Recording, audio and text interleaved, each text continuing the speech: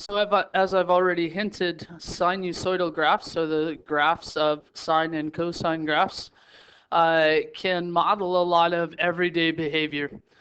So we've got a bit of an introduction in lesson 9 and way more practice in lesson 10.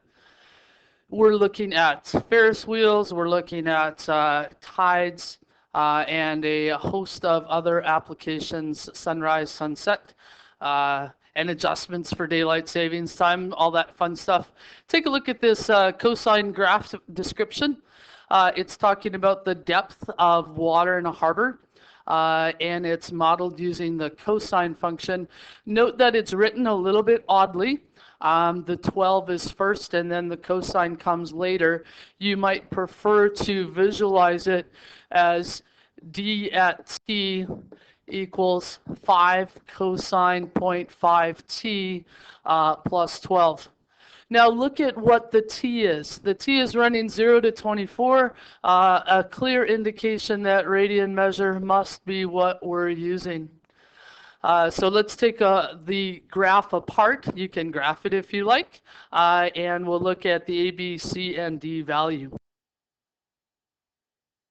So taking a look at my A, B, C, and D values, the height and the maximum and minimum heights of the water is controlled by the location of that middle axis. And you see that based on my D value, I have a vertical displacement of 12. That means I've gone up 12 units.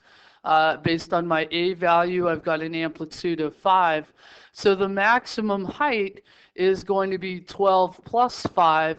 And the minimum height is going to be 12 minus 5. Period of the function, it's a cosine graph.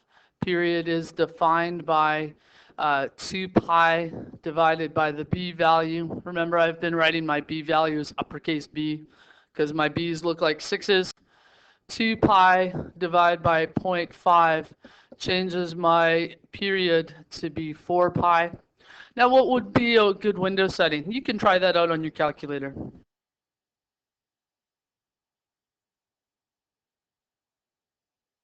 One thing to pick up on is that the period would be defined by hours. That's what I would be graphing on the horizontal axis. A suitable window, I'm looking at time only going for 24. So my x-axis should go 0 to 24. And my y-axis, I ran 0 to 20. It gives me full access of the graph data. Find the depth of the water at 2 a.m. Well, we're using the 24-hour clock. So I just get to plug 2 into my equation, read it off my graph, or read it off my table of values. Here it comes. So just using my equation, I can determine that at 2 a.m., which is t equals 2 or x equals 2, the height of the water is 14.7 meters. We need a little bit of algebra perhaps, or some graphing skills. We've got a ship that requires a minimum of 8.5 meters, is in the harbor at midnight. By what time to the nearest minute must it leave to prevent grounding? Well, what does that mean? Here's where our graphing calculator comes in really nice. I've got my equation entered in y1, and then in y2 I've entered 8.5 meters, and I've simply found the point of intersection.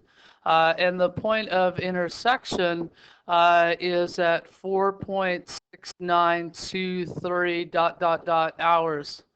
Well, I need it to the nearest minute, so I know that it's 4 a.m.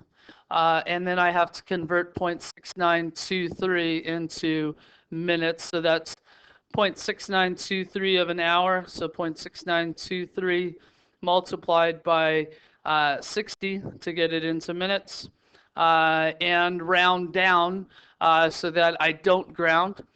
So that's 4 a.m. and 41 minutes. If I go over 41 minutes, I will ground. What is the next time to the nearest necessary minute that the ship can return to the harbor? So now what does that look like on the graph? So now it wants to come in with that same 8.5 meters. You can see that it happens pretty quickly. So again, I'm looking at my y2 being 8.5, and I need to find the point of intersection. The point of intersection, those two graphs intersect at 7.8739. So that's 7 a.m. and 0.8739 of a minute. So 0.8739 of a minute, or of an hour, pardon me. It takes me to 7 a.m. and 52 minutes to the necessary minute that they can return. So now I can return anytime after the water is 8.5 meters. So it's 8.5 meters at 52 minutes. For sure, I can run in at 53 minutes. So 7 a.m. and 53 minutes. So we have a sine graph to take a look at. This sine graph seems complicated by how the information is presented. Remember, we want to be able to read an A, B, C, and D value off of there. I can see an A value, I think, negative 1.79. I can see a D value of 6.3, but I need to do some work in the middle so that I understand what's happening. Let's see what we can do. So I'm actually not asked for any of the manipulation of amplitude, etc.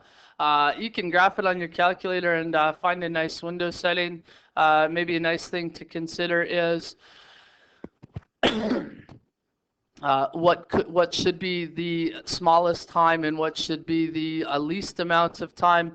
I'm thinking that if I'm looking at sunrises in Edmonton, the sun for sure doesn't come up between 2 a.m. and by 10 or 11 a.m. the sun is for sure up. That's not true everywhere, but in Alberta that should generally be the case.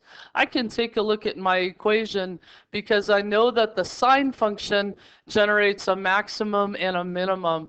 So the time, the maximum that sine can be is a value of 1 plus 6.3, and the minimum that time can be is when you get a negative 1 out of the equation. So that might help me set my window settings. I actually got a pretty good window by running my x-axis, which is my day axis, 0 to 365, and I went 2 to 10, which corresponds to 2 a.m. to 10 a.m. For my y-axis. So I can simply use my calculator. When did the sun rise? On May 27th, which is the 127th day of the year.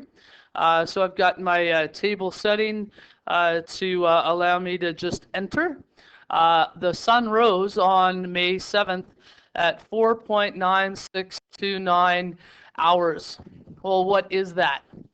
That's 4 a.m. and then 0.9629 of an hour. So 0.9629 multiplied by 60 is 57 minutes, 57.774 minutes. So the sun would have risen to the nearest minute at 4 a.m. and 58 minutes. Now the last question, hey, when does the sun get up? When I get up, the sun got up at 7 a.m. I'm going to make that my y2.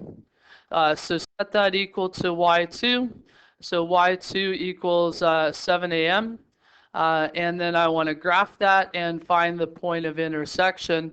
So on which days of the year? Well, this is kind of interesting. Now it goes across at least 2 days. So I'm going to find the point of intersection. The point of intersection will allow me to find those days out. Well, I found 2 days, and I'm going to round to the nearest day. So on day number 55 and on day number 284, the sun will rise at 7 a.m. So this is going to be fun playing with trigonometric equations that represent real-world applications. Let's see what else we have.